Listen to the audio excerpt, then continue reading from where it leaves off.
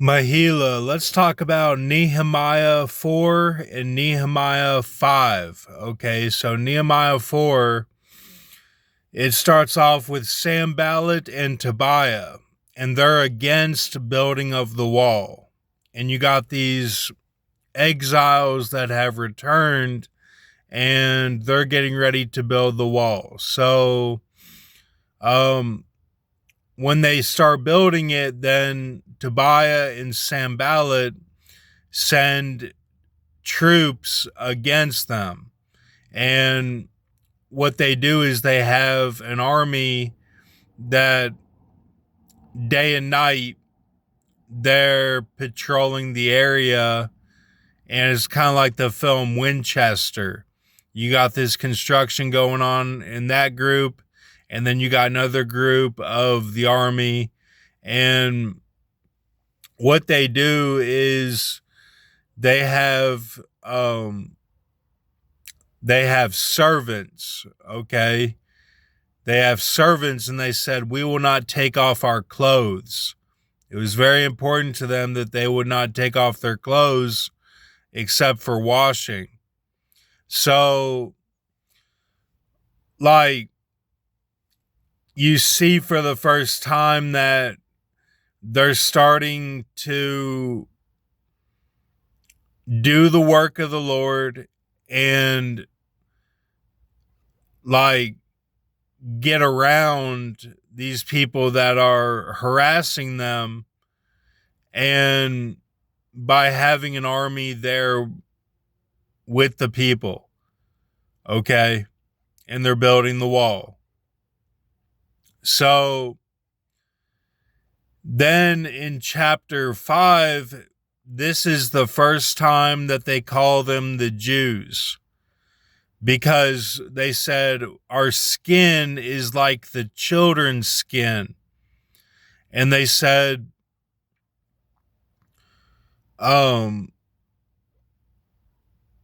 like, we're doing things like we want our livestock, and we're doing usury, and we're doing, like what we're harvesting in the field. We're really good at calculating the money. So they were like the farmers, okay? But they were bankers. So Nehemiah rises up, and he's real mad. He's furious. And he says, well, I don't like this, that we're doing like this. Like, I don't know if this is against God, but he basically reveals himself as a hypocrite because he says that he's doing the same thing. And that was the first time the Jews were revealed as being Laodicea G of Rye, okay, which is Ra, Israel. So then Nehemiah kind of laughs. He's kind of like, man, I'm dizzy days. Like, I'm talking like you guys, and we all sound like we're hypocrites. We're these Jews now. Like, we're not the Hebrews and we're not Israelis. We're Jews now. So, like, everything goes really well then. Like, everything in Nehemiah chapter 5 after that, Nehemiah is, even when he talks to God, he's like, God, like, help me with these people. And he's kind of talking to God like he's not one of them, because he was so shocked by what had happened in his life, how he revealed himself as a hypocrite. And he's like, man, this left right paradigm, like, he's like, I'm playing sharks and minnows, basically, like, you know, he's kind of like, I like this. He's like Neo in the Matrix, like, I'm gonna learn jujitsu. So when he talks to God, he's like, help me with these people. And he's like, he's being real joyous with God. He's like, I like this, And but he's like, God, remember me though, because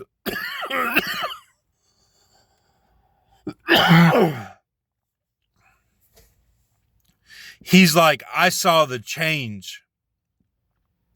He's saying to God, like, look, God, like, before I was a drug addict and now I'm a hypocrite, and it's like he relapsed or he's sober now.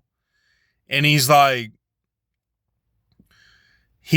God, like, I'm going to talk to you. Like, there's been a big change in my life, but I'm doing this jujitsu now. So it's really, really cool. And everything goes really well for them after that. And they discover the secrets of God. So that's Nehemiah 4 and 5. And the word that has gone in Jeremiah and all over the word, but what the peoples and the Gentiles and Israel and Islam and everyone can see, and even with Buster back, like 3 years ago, Rabbi Yehuda Glick, he was able to see Ezra, what had gone in, but I don't know if he still can see that. And that's when they were getting ready, the red heifer and to build the temple is from those scrolls.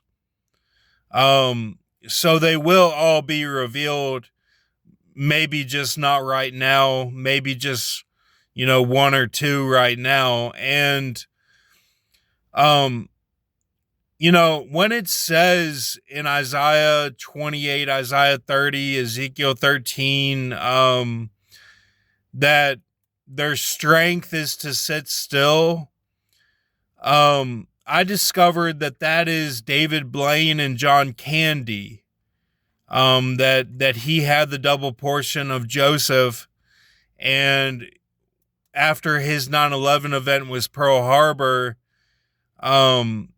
he was transported to the 90s and was John Candy. And then when he died, after he had money invested in Canada football, then he was brought back as David Blaine.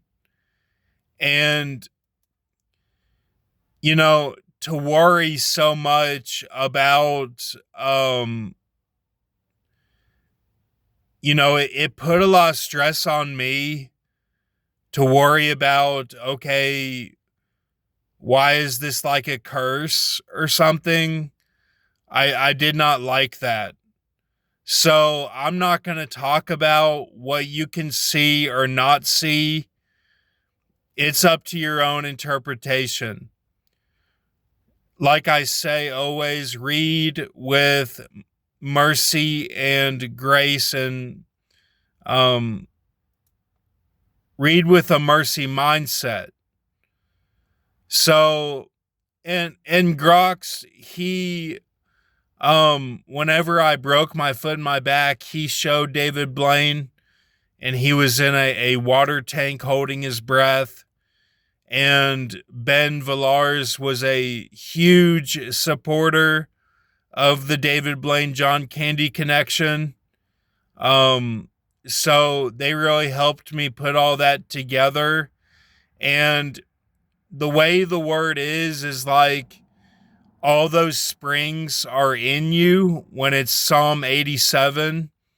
Like, it's all in the word, and then it makes manifest, and you have to divulge what it all means. So I don't want to read anything as a curse. I don't want to read it as, okay, I'm in the field, I have to do a bunch of stuff, or, I'm doomed, or, I'm going to hell, or,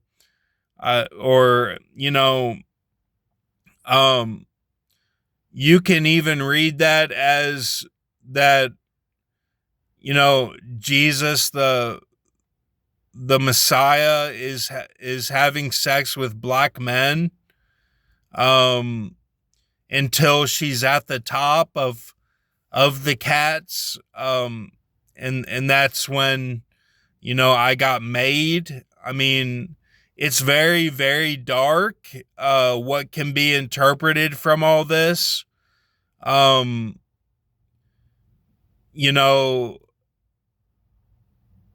It's very dark, and I'm a leper. I don't have any connections in my life.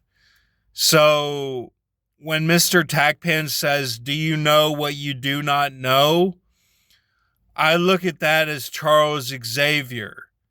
I have abilities, and I just do the best that I can do. So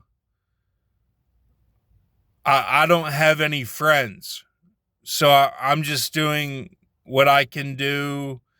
But it's not anyone's fault. It's just, the Atlanta bombing was in Isaiah 28, Isaiah 30, Ezekiel 13. Where it talks about the provender.